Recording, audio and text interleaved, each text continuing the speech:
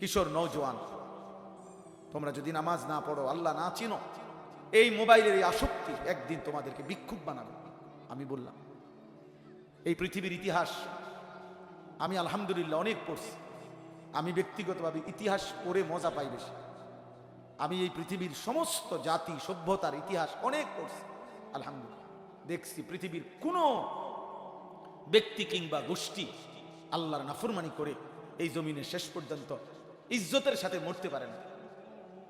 লানতের অপমানের মৃত্যু তাকে বরণ করতে হয়েছে।